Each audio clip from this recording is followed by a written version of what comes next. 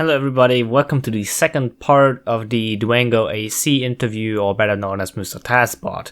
In this episode, we talked a lot more about the technical aspect of a task and how to make TasBot run on actual consoles without any bigger modification. And he shows a lot of awesome tech on his webcam, so you are in for a good ride here. Also, make sure to check out the previous episode. It was part 1 of this interview. If you don't get anything or want to get some further information of this topic, then I highly recommend watching that episode. But for now, have fun with this one. So, under the same concept, was it last year or this year, the Mario Brothers one with a portal gun? Was it also a TasBot thing?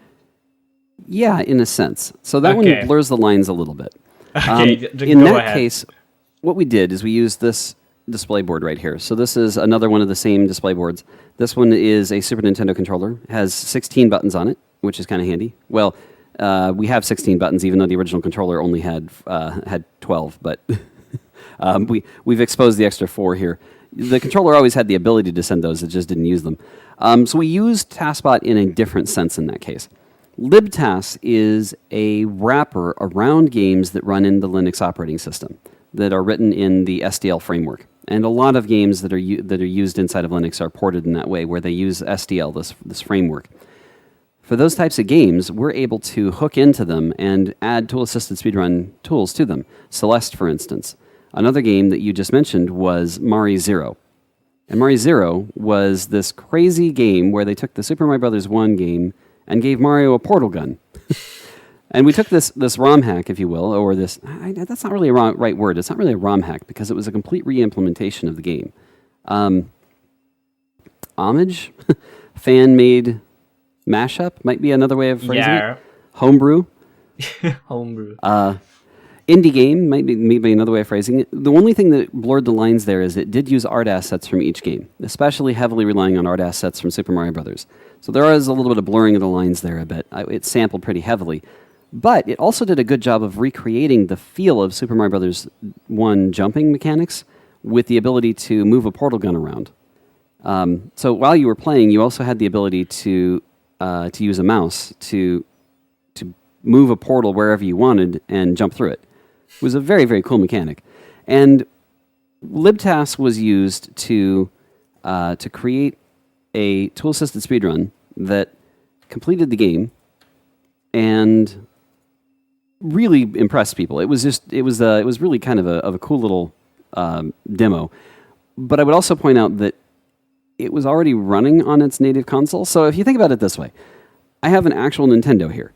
I am playing these games on a real console, literally connected to a professional video monitor here.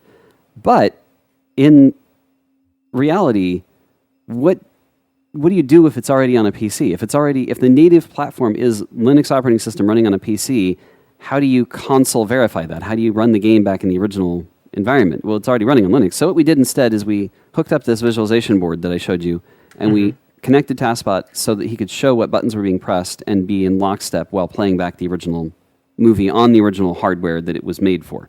It's a little bit different. It's on a spectrum, you might say. It's not as extreme as what we're doing here, where we're playing back on hardware made in the 1980s. Mm-hmm. Cool. So I still consider it legitimate, though. Yeah. I always wondered, why the set... because always when TasBot is showcased on GDQ, the setup obviously takes, a lot longer than on any other game, and I was always wondering what's going on. And by just you telling me that it's, that complex, then I have huge respect that you actually get it out so quickly. Sometimes we're amazed that we get it to work at all. Yeah, that's, I can totally understand that. I would say in recent years, we've done much better. We had some setup times that were... way too long. I think 2017 was AGDQ 2017. Despite the absurdity of it, we had rehearsed how to get everything on the screen as fast as we possibly could, and our transition times were actually relatively quick, considering the complexity of what we did. If you don't know what I'm talking about, go watch AGDQ 2017. The task block for that is the most complex thing we've ever done. And it is my goal to expose it to more people, because a lot of people have never even heard it or seen it. For whatever reason, the video was not tagged much. A lot of people didn't know what we had done.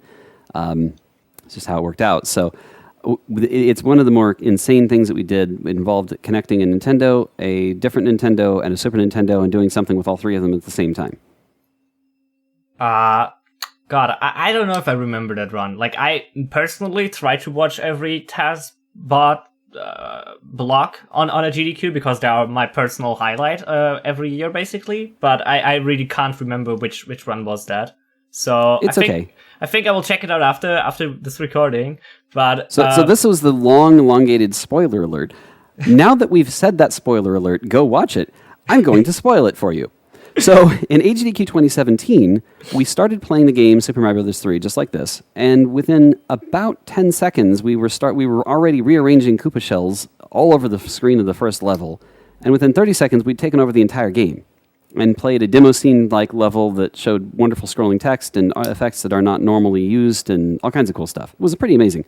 Then we played Mega Man, and in the first Mega Man, we went to the Glitch Man stage. I think it was Glitch. Not Glitch Man. What was it named?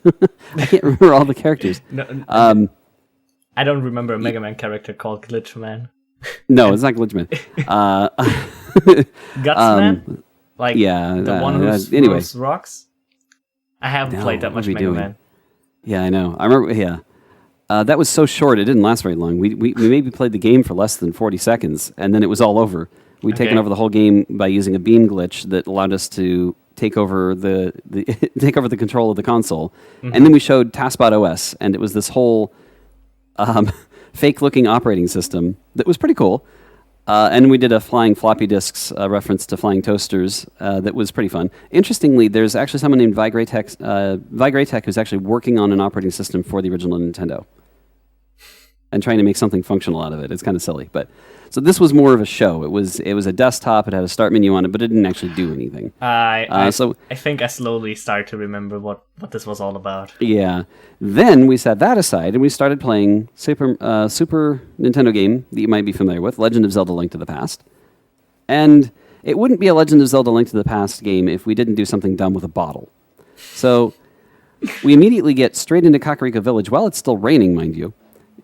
Get enough rupees from various sources to buy a bottle of a potion, and get a bottle, get a potion, and then we walk straight into the sanctuary and drink the potion the same frame we walk in through the doors and trigger a glitch. At which point the screen suddenly transitions to saying Super N64 on it. And at that exact moment, everything got very, very weird, because within 20 or 30 seconds, we were demonstrating playing back the game Super Mario 64 on a Super Nintendo and two Nintendos. So combining basically all the hardware to make it run an SM64 without like any bigger flaws. Yeah, so we used one Nintendo, because the Nintendo console, the original NES is a mono console. It doesn't have stereo audio. Yeah. So we used one Nintendo for the left channel, one Nintendo for the right channel. So it was like Super Mario Bros. 3 was the left channel, Mega Man was the right channel. Then we used the Super Nintendo for video, and we were just sending so much data through the controller ports that we were pushing actual live video frames onto the screen. It had only 256 colors because that's all the Super Nintendo could handle. Mm. And we made the mistake of not telling anyone what we had done. We just started providing commentary for Super Mario 64. And the audience was very confused. Yeah, I think the audience is like nearly always very confused with what TasBot is doing, but they are also amazed at the same time.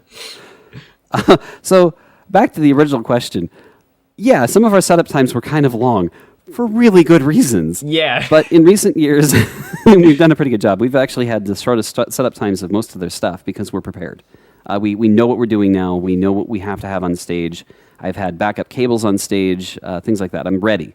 And that shows. We've also had more practice than anyone else. If you go to the GDQ VODs page and you sort by runner, you'll find a rather conspicuous name at the top of the list.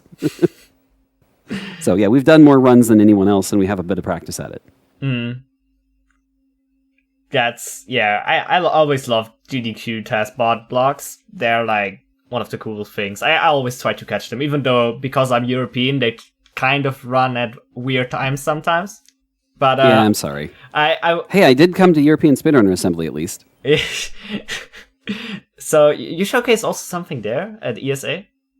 Yes, I was at ESA last year. We showed Dr. Mario, which actually was the cartridge I pulled out over here a little bit ago. We also did a couple of other games, including SteamWorld Dig 2, which I think is a wonderfully underrated platform game that's just fantastic and was playable in Linux, so that was a good game there.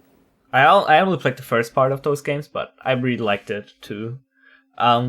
So before we go any more off topic, because I can already see you trying to go off topic there a little bit, I want to ask one final thing, because the original idea of reaching out to you and having this interview with you I got from another talk, basically, where I talked with friends on another podcast about speedrunning, and we came up with the question about tassing, like what is tassing, and one of the people I was talking with came up with like what holds the future of tassing, because he was thinking tassing is like a programmed AI that's scanning the screen and then reacts appropriately. So what can we expect in the future of tasks, and what eventually will become a thing, and like how many years it ever takes?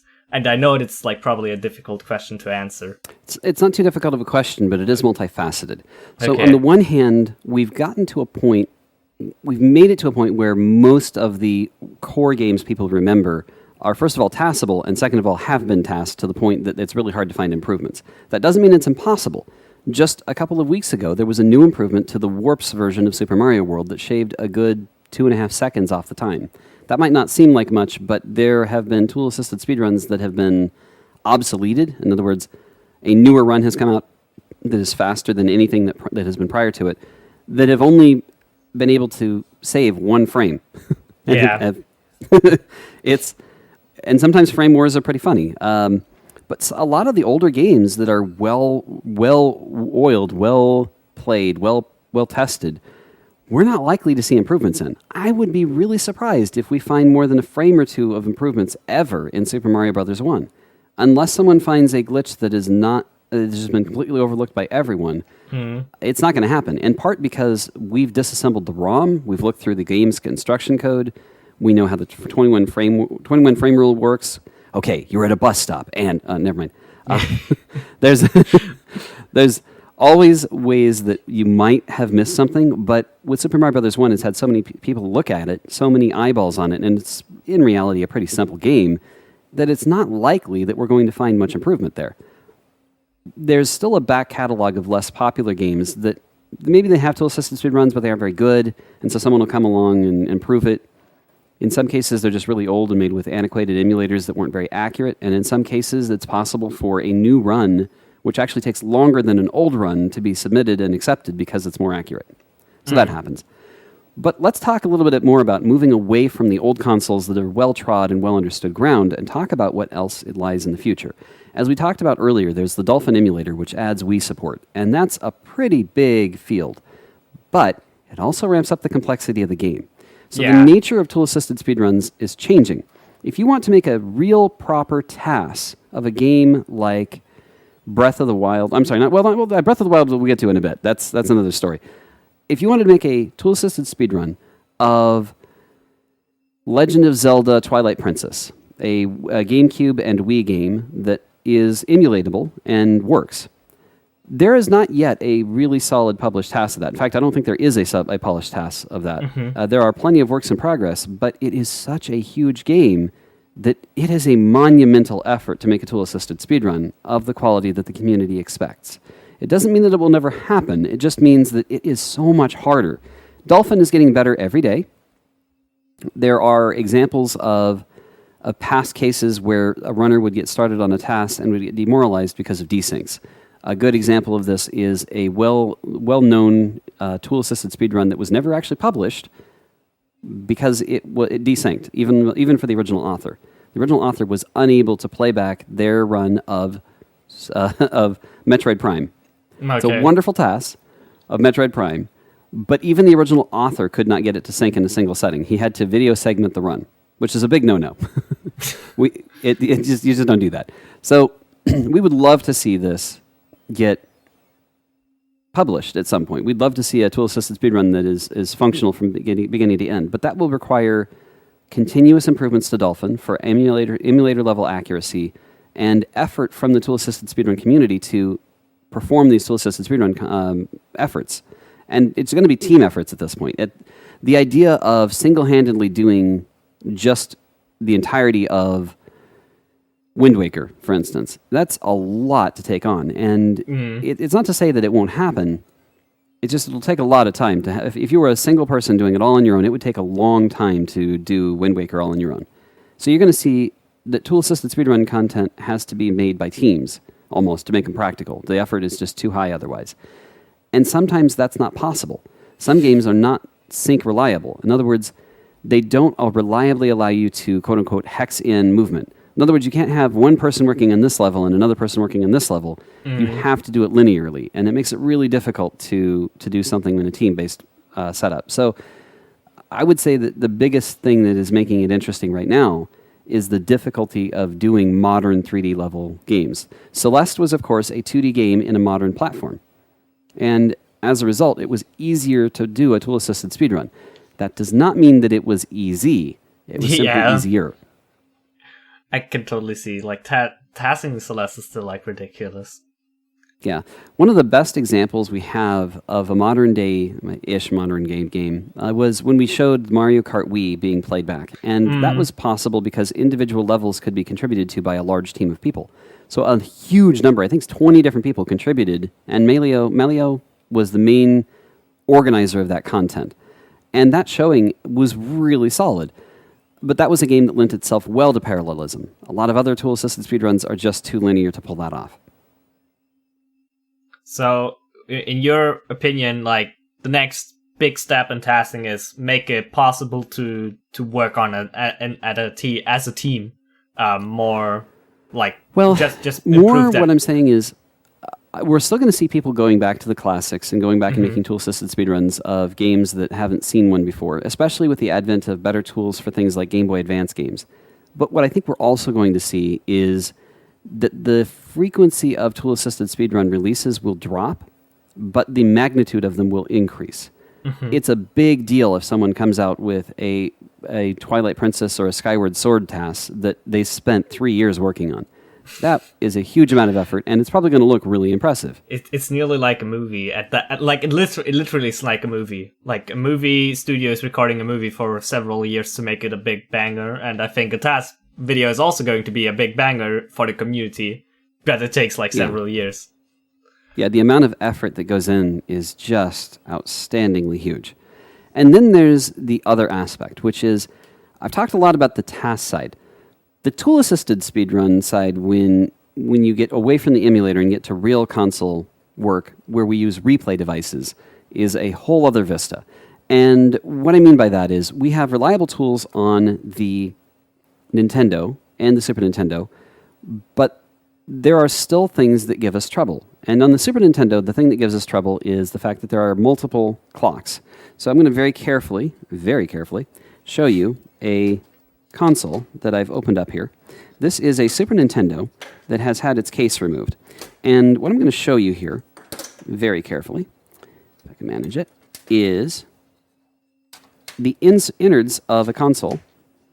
This is a one-chip Super Nintendo that I've added a debug wire to. Underneath this metal plate is a CPU.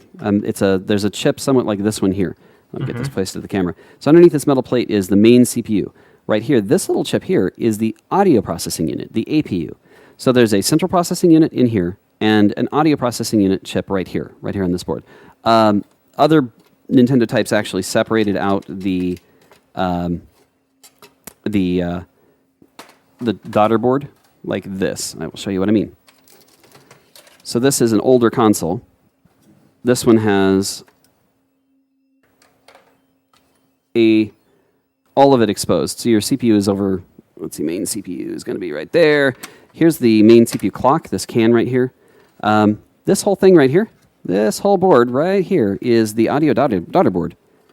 And the reason I'm spending so much time talking to you about this is a completely separate audio processing unit. You can see that they took all of these components later in life in the course of the Super Nintendo, and they condensed it down to a single chip.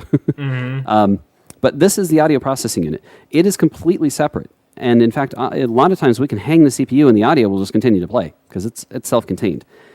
Here's what's interesting. The main CPU clock, this guy right here, he's running at 21 megahertz. This sound APU, the audio processing unit, runs at 24 point something megahertz. And that something is either 24.576 or 24.65 or a lot of different possible answers to that that we have looked at. The reason it's a little bit unsure and unknown is in part because the thing that was said in the specifications doesn't necessarily match reality. We've also discovered that over the course of 30 years, those components are breaking down. The audio processing unit was originally made with a ceramic oscillator that was good enough at the time, but over the course of the last 25, 30 years has started to degrade to the point that your notes actually might not be on pitch anymore. It's so bad. Or in some cases, your console might take more time to complete certain things. It's very, very interesting to see how different consoles degrade in different ways. What we need to do is make these consistent.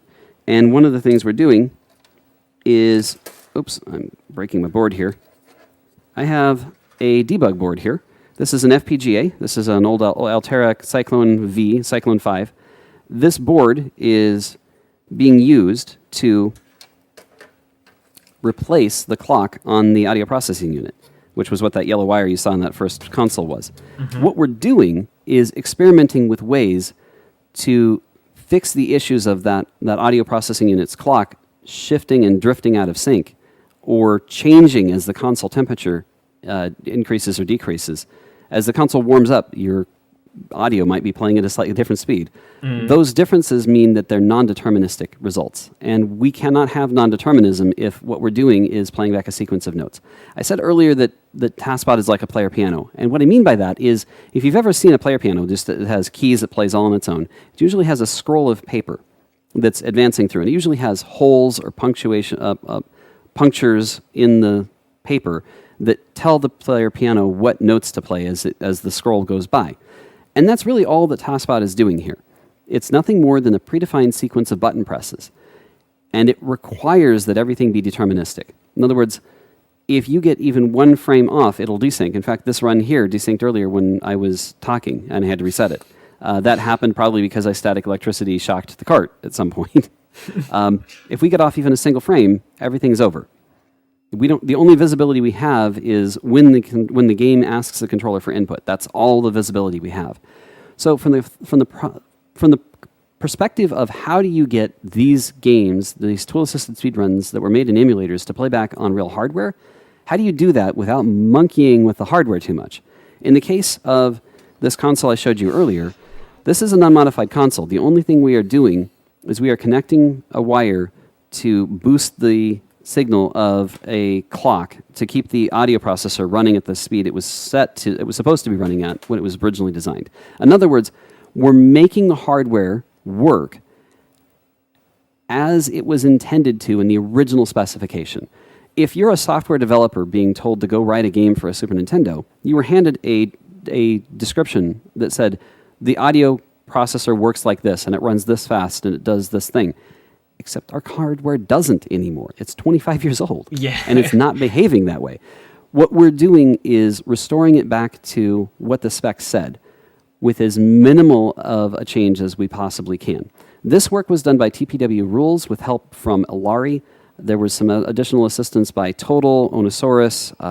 Who else am I missing? Heavy Poda. Whole large number of people in my team. Not my team, the TasBot community, I should say, that got this down to a single wire. Mm-hmm. This wire just connects to the audio processing unit clock, and we're sending a signal that makes sure it's very, very consistent. That's all we've done. The rest of the hardware is actually unmodified. There's no changes to this, meaning we want the console to work the way it originally worked. And that's opening up new vistas where we've been unable to do certain games, or we've done them, but we've done them at extreme sacrifice. We showed Super Metroid being played on a Nintendo a couple of years ago. Last year, I guess. 2018, probably. It was not necessarily ideal. In order to get it to be consistent, we had to slow it down substantially. It was actually slower than a real-time run in order to have enough slop to successfully get through the segment we needed to. And we don't want to do that. That's not an ideal solution. Yeah. We did it because that game is so popular and we really wanted to show what we could. But it was a stopgap. It was a very unfortunate workaround. We don't want to have to do that. There are other games that we would really like to show. In particular, this is a copy of Donkey Kong Country 2. We have had more time invested in this particular console, or this particular game, than any other game. To the point that we actually have purchased multiple versions of it. I have a few different copies of Donkey Kong Country 2. As a result of working on this game for a very long time. We really want to get to a point where that game syncs reliably, because we'd like to see a speedrun of it. It's a really good game, and right now we can't because of the inaccuracies of that clock, and also the interaction between the main CPU clock and the audio processing unit clock. I know I've dove really deep into the subject. If you're still listening, thank you for sticking with me. Yeah. These things are important because what I'm doing now is preserving how this works today for future generations that will not have working hardware. I know it sounds overly dramatic, but I feel like one of the things that we're able to do is act as digital preservationists. I have a CRT TV. These are not manufactured anymore. Yeah. I'm looking very far out. I'm looking all the way out to what it'll take to get through 200 years. Like, how do we preserve this? And the only way to do it is to make video and copy it. So I feel like it's really important right now to preserve the content we can and build up a legacy of, look, these are what the original designers had to do with primitive tools, and this is how far that could be pushed. This is the extent of what we could do to that game. I think it's a really cool thing. Yeah.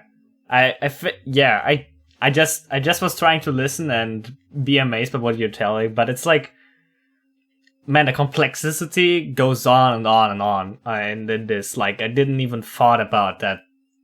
Like, the consoles being that old can actually be an issue to make a task work. And yeah, it's like, I love that you put in that much work, because like we definitely need such dedicated people in our community. So thank you for doing that, man. It's like, and it is a huge team. I've mentioned a number of names over the last couple of minutes. I'm just the organizer and the presenter. I don't have the layout experience or the emulation experience of Ilari, for instance, or the board rework experience of Onosaurus, or the Moss3212, who has written a lot of the Python code we use on the replay devices. There are so many people with much better skills than me. I'm just the presenter, but it's all of us coming together to preserve this and to also do this for charity. Really, what drives most of us is being able to show something cool that we love, which we consider art. Yeah, it's in front of a live audience. Art, in my opinion, too. Yeah.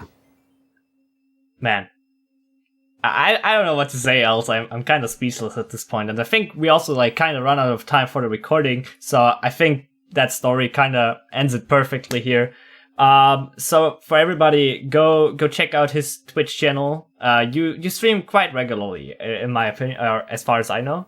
I would like to stream more regularly. I have Defend Sam and Nintendo, so I have a couple kids that are here on stream every once in a while, and it's kind of hard to balance life sometimes. But in part because I'm also doing all of the organization for the different Games Done Quick events that are coming up, and of course everything has been thrown into a crazy situation. As of the date we are recording this particular segment, we are not exactly in a normal time in life. We are in the middle of lockdown, and where I'm at.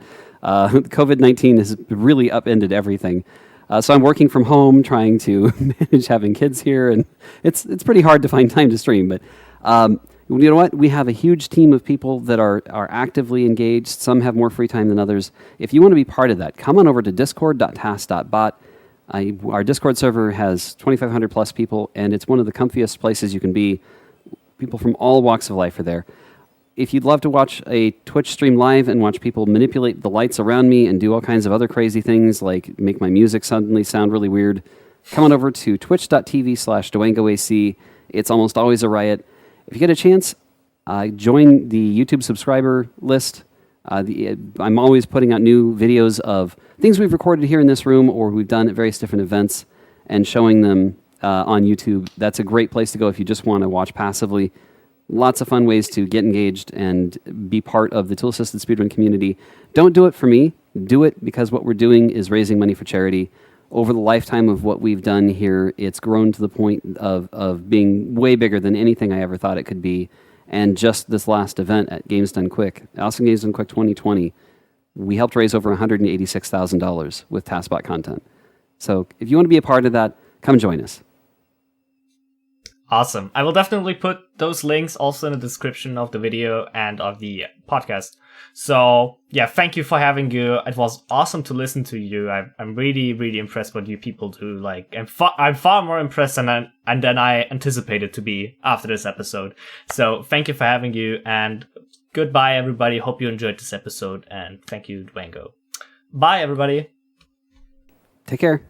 Yo, hope you enjoyed the episode as much as I did, and I hope you were also amazed by all the tech he showed off in this video, because I think he did a really good job and he did showcase everything he could in his current state. So yeah, awesome job done by Dwango, showing us everything we need to know about tasks and understand it a little bit more. Obviously, we didn't cover everything. This topic is way too huge to cover in 1 hour episode, but I still hope we get covered enough to enjoy you. Next week, I have planned an episode with GlitchCat, and we talk about Kaizo Mario and Kaizo Mario speedruns. So I hope you're excited for that one too, and see you in the next episode next week. Bye!